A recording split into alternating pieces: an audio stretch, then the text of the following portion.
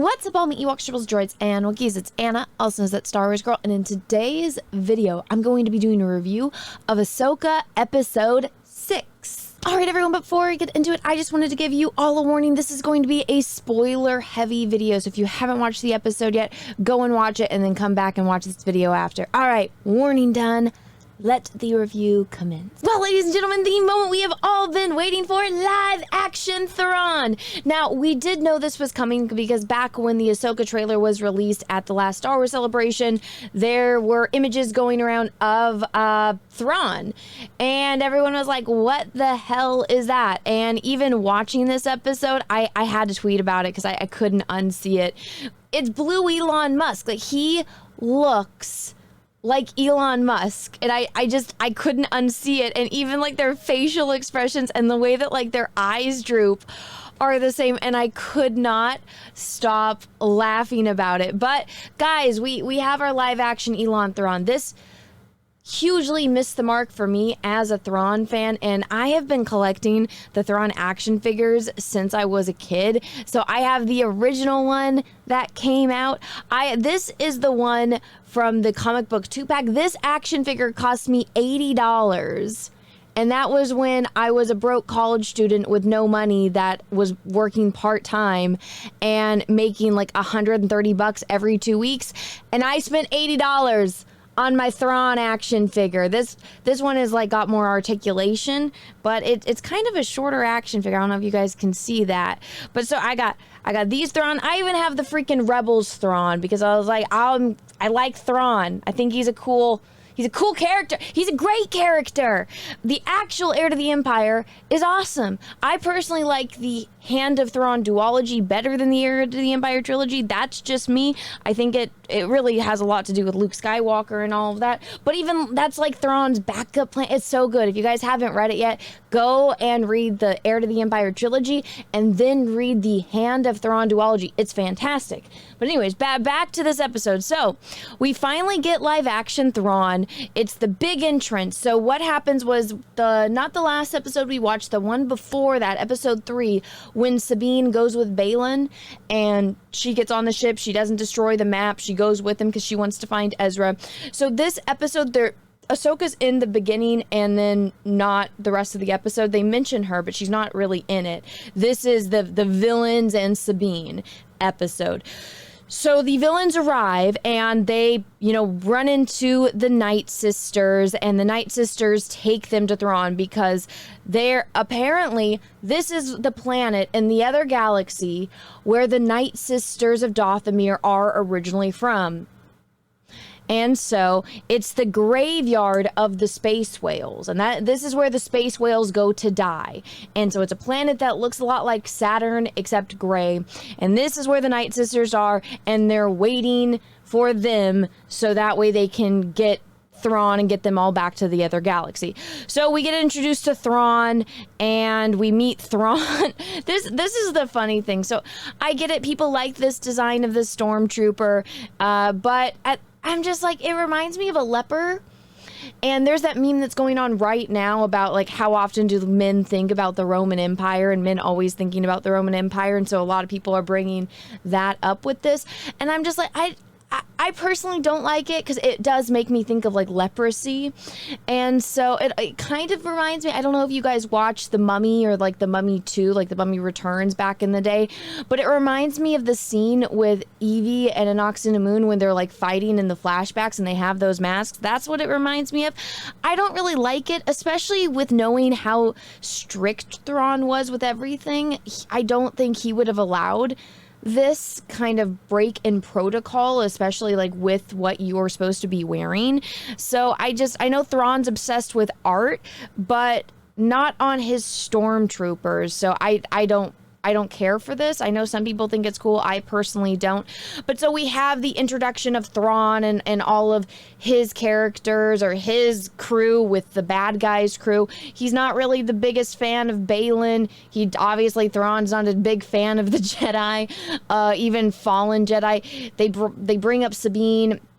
And so Thrawn utilizes the fact that Sabine is with them, and we all can figure it out. It's like, okay, yeah, they're gonna let you go to go find Ezra, and you're gonna lead the bad guys straight to them. It's a trope that has been done since the freaking beginning of time, and that's exactly what happens. Sabine finds Ezra, and Peaches walked in, and he was laughing because he was just like, what's wrong with that guy's eyes? Because obviously Ezra has blue eyes, so this guy has like terrible contacts. And Peaches hasn't watched a second of Rebels, and he's like, are they gonna bang? And I could not stop laughing. I was like, well, Ezra's been trying since he met her in Rebels, so like I wouldn't put it past him.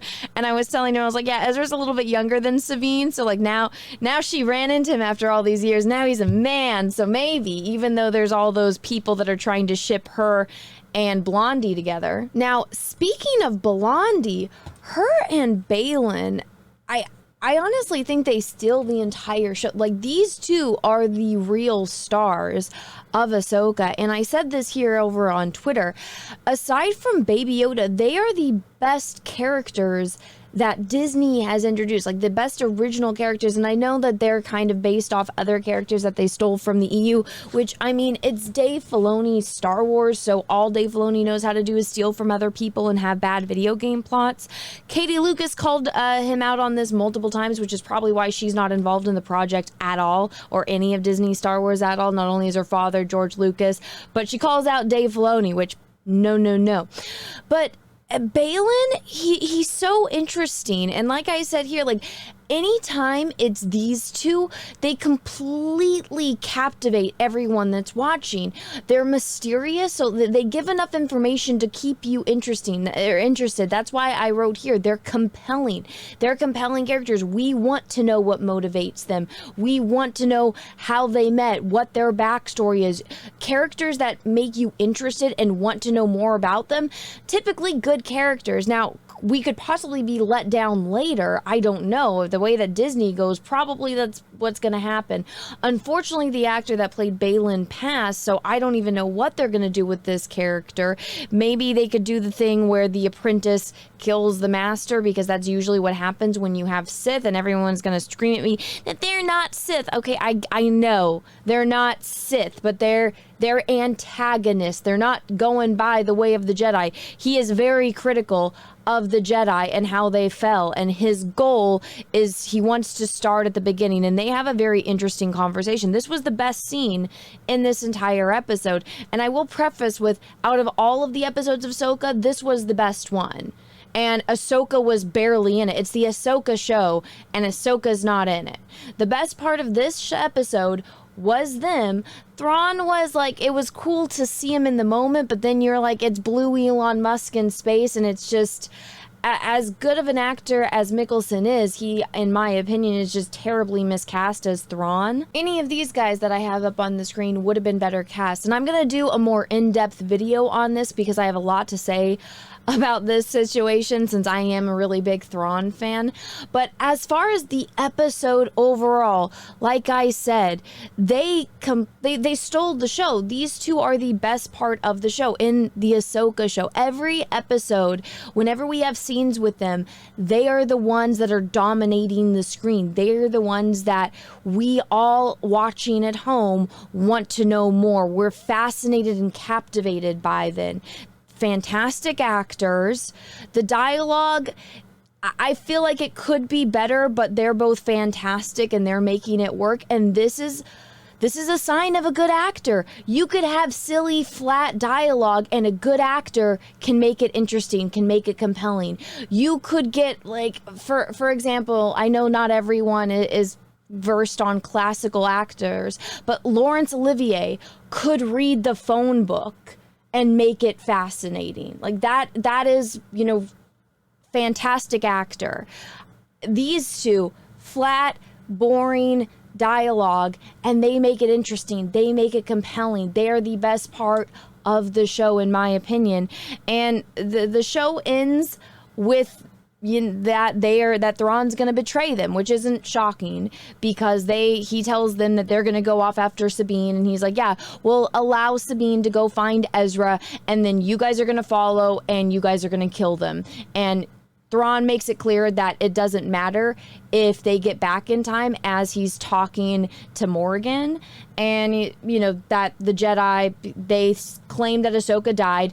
The Witch Night Sisters are talking about how they sense another Jedi is on their way with the whales. And so Thrawn, because he knows Ahsoka, he's had experience with Ahsoka. Now he's like, well, Baylan obviously failed in killing her, even though he claimed that he killed her.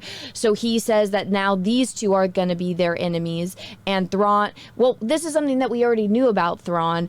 If you're a weak link, you're a weak link to Thrawn. He doesn't really care for the Jedi, so these two are loose strings to him. And if they aren't serving a purpose to him, then they're loose ties that he's just going to cut. And I mean, that's a very Thrawn thing to do. And that's the end of the episode. Now, a final few critiques that don't really have anything to do with the plot, it's more of an aesthetics of it, is that every single time there is a green screen, it is so blatantly obvious and it takes me out of the viewing experience. George Lucas set the standard for special effects in movies. And so it is absolutely embarrassing that we have a Star Wars show to any capacity where the special effects are a hindrance to the show and not an asset. You can see what in this shot is fake. I shouldn't be able to tell that. Even in the 80s, when George Lucas was making the original trilogy and it was painted, that was better effects than this right now with the technology that they have.